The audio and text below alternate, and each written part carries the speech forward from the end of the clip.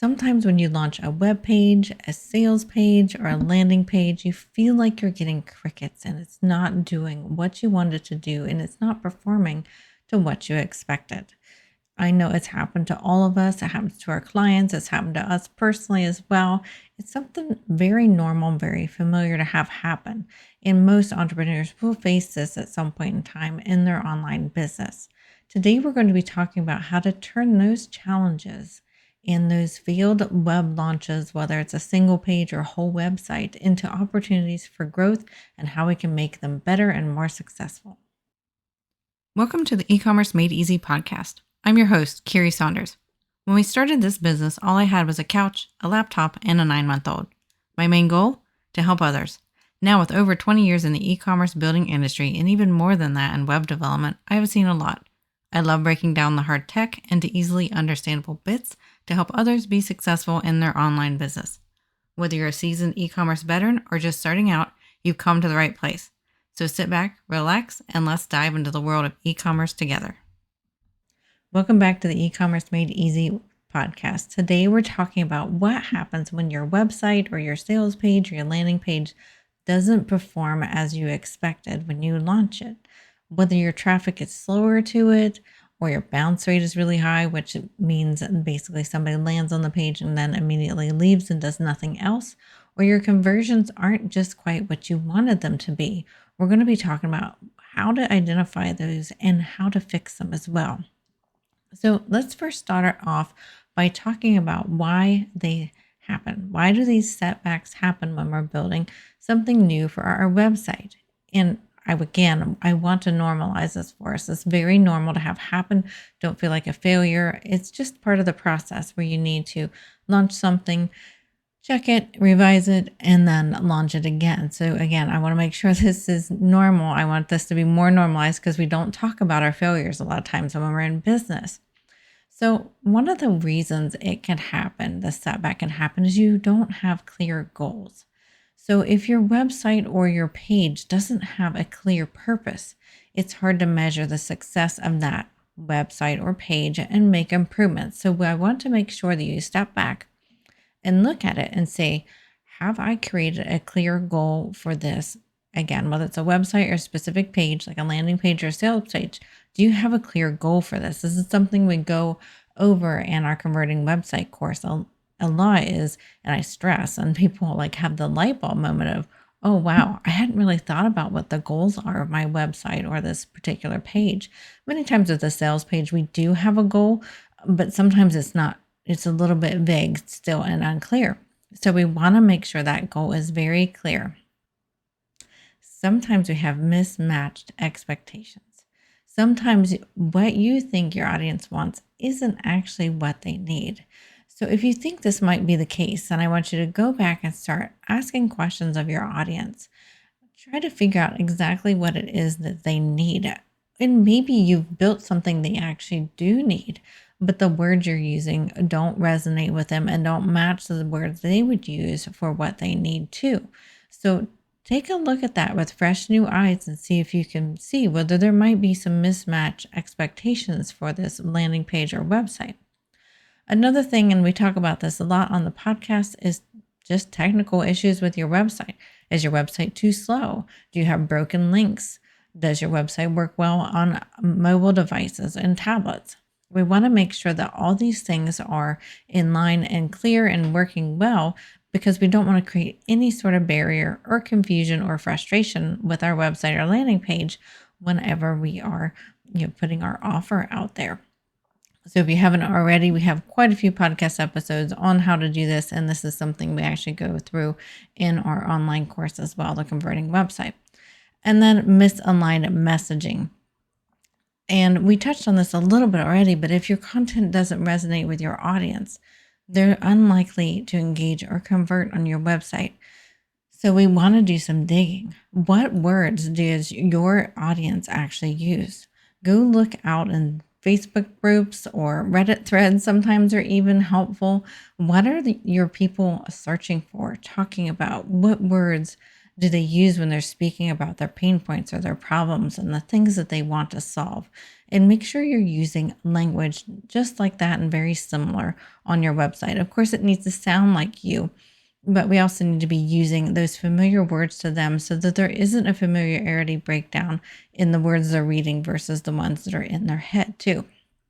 So those are some of the 4 things that you can look at when your website might be underperforming and why it might be underperforming. So we want to assess the situation. So as we're looking through these things, we want to figure out, where do we think it's actually failing? And some ways we can do that is by looking at traffic metrics in something like Google Analytics. We can see how much volume is coming to the website or the page, where it's coming from, where do the customers go after they've entered into your website or the sales page. How are they finding your site? Are they staying for a very long time, or are they leaving very quickly? And leaving on one page is considered a bounce. So if they land on one page and don't click on anything else, that's called a bounce. So that will tell you that either your messaging to get them to your website is wrong, or your messaging on your website is typically wrong because there's a disconnect there. Or it could be there's something technically wrong with the page, whether it's too slow, it doesn't work on the device that they're using. That's another reason that you might have a bounce on that page, for example. And then conversion rates. So we want to look at not only how many people are coming to your website, but how many people take actions that you want them to take. And so you need to make sure you are clear to yourself too. What are those actions?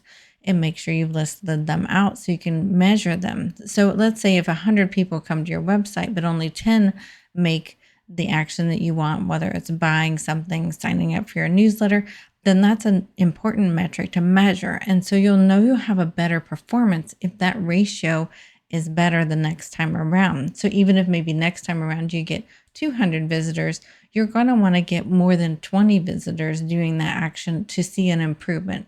The number of visitors have increased, sure, but the percentage of people still doing that action would be the same if it's 20. So we want to make sure that that's even getting better. So it's great that you got more traffic in that example, but we want to make sure that we're also converting at a much higher rate too. And then we want to get some user feedback. So reach out to customers, talk to them. You probably have past customers. You might have people you're talking to in social media or on your newsletter. You can ask them for specific feedback. And when you do that, make sure your questions are simple and clear and concise. We are all busy, as I'm sure you know, and the easier the question is to answer, the less effort on their part, the more likely they're going to answer it. And whenever you start to get their attention with an easy question, the more likely they will actually answer a more complicated question too. So really kind of step them into giving you the feedback and first make it easy on them. I'm not saying we want to make it hard on them, obviously, but sometimes we do need a little bit more detailed explanation. But if you at least get that first easy question out, you can ask for more clarifying information if needed. And then I want us to then prioritize site fixes. Now, don't feel like you have to do everything all at once. We want to pick the lowest hanging fruit that has the best bang for the buck. So if you are noticing that your website is too slow, then let's fix that. You can check that with some websites that we will link to, and the resources, there's several out there. Many of them are free, and Google even provides one as well. And that's one of them I think is very important to always use, because Google is sending traffic to your website and we want to make sure we keep Google happy, right? But there's other ones that are also a good way to check too, just to get a varying information on how well your website's doing speed-wise. So if you're finding that it's too slow, then we want to make sure we fix that, because that's an easy low-hanging fruit, because people don't want to wait around for a website. I know I don't. When things are too slow, I'm too busy for that, and I go on and do something else. And then if you feel like your messaging is off, then maybe you want to fix that next. Let's say you have the amount of traffic you want, you feel like they're staying around long enough, they're not like bouncing because of some sort of technical issue with your website, then let's fix your messaging. Just change it a little bit. You don't want to change too many things at once, because then you won't be able to know what was the item that actually helped. And And if you do change more than one thing at once, maybe you did something that helps the website, maybe you did something else that harms it. So again, I reiterate that we want to make sure we do this as like an iterative process where we're changing one thing at a time, unless there are some really blatantly obvious several low-hanging fruits that do several at once, like that page is being too slow. But definitely when it comes to messaging, I want to make sure that we're only doing a little bit at a time to make sure we are understanding if we're going in the right direction or not. We also want to optimize for mobile. So make sure that you're testing with your mobile devices. Most website browsers like Firefox and Chrome have an emulator in it where you can actually pretend like you're on a mobile device on your computer. So then that makes it easier. Say you are an Android person, you don't have iPhones around you, you can then test pretty well accurately with your website browser for iPhone devices too. So make sure you're utilizing tools like that. And then if traffic is what's low, if you're not getting enough traffic to your website, then I want you to focus on some search engine optimization. And we actually have a free search engine optimization course that we'll link to it in the show notes. And search engine optimization, I want to make sure it's not scary for you because it's actually not too hard now. It used to be a lot harder, a lot more technical to do. But in the modern world with our modern software, search engine optimization is a lot easier. So that's one of the ways you can get more traffic into your website is by doing search engine optimization well. Another way is obviously focusing on social media as well, but just keep in mind that search engine optimization is a long game and it's going to bring you long-term benefits, whereas social media posts will bring you short traffic in the short term. And those posts don't last very long unless you're using something like Pinterest or YouTube or something that's more of a search engine versus like Facebook or Instagram. I feel like LinkedIn's posts tend to stay around a little bit longer than like Facebook or Instagram.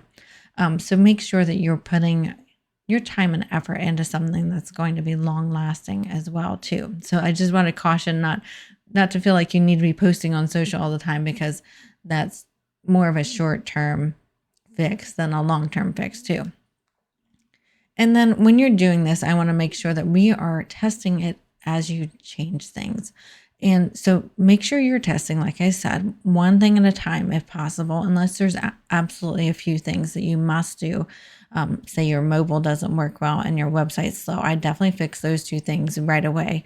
But as far as like messaging and small tweaks, I want to make sure we're only doing a few at a time or one or two at a time so we can more narrow down exactly what is working whenever we're testing it. And then there are some software tools out there like Hotjar and Crazy Egg, etc., that you can see heat maps. And you can actually do this with a Chrome extension. Last I checked, a Google Chrome extension, to see where people are looking at and clicking through on your website. So you can use certain tools to kind of see where they're getting stuck too. There's lots of them out there. Many of them are paid. So that's really up to your budget and your discretion if you want to go down that route. But I want to make sure that know that it's available out there. And then make sure you're monitoring certain things in Google Analytics. We want to be monitoring how many people are coming to the website in a specific time period, how many people are clicking on, say, your specific call to actions that you want, and measure, the conversion rate for that. It's just the ratio of the two. And I want to make sure that if there's anything else you want to measure, we need to be making sure you're looking at that. Also look at your bounce rates within Google Analytics too. That kind of gives you a healthy pulse on your website, because if your bounce rates are high, then there's something wrong. Generally, it's technical. Usually it's speed or mobile view. Sometimes it's messaging too, like we talked about earlier in the podcast. But I want to make sure that you're also measuring these things too, and don't feel too overwhelmed about it. Pick something that seems tangible to you and work on that. I had a quote the other day that I read, and it was along the lines of, we are practicing at everything, and practicing makes us better. So why not look at what you're doing with your website as practice? And every time you do something with your website like this, you're going to get better at it. So don't be discouraged, and you'll be able to get better at it. Trust me. And then we want to make sure we stay motivated during these setbacks too, which is kind of where I'm leaning into now, because we want to focus on that progress and not perfection. Nothing is ever perfect. And I am saying this and shouting to the sky because I am a perfectionist myself. And I have to tell myself this a lot. And I actually put something out this week that wasn't perfect, but it was done. And I knew I could go back and revise it when needed. So just make sure you're keeping that in mind.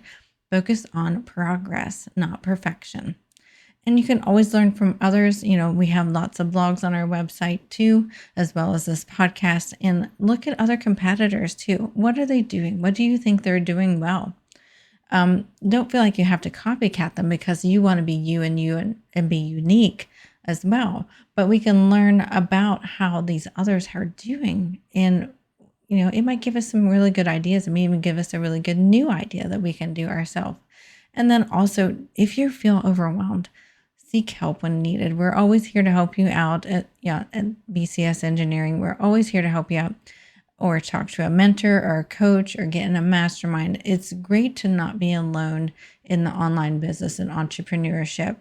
These past year or so, I have found so many new business best friends, and it really helps me stay focused and stay happy and healthy mentally in my work environment, which then will resonate and translate into my website as well.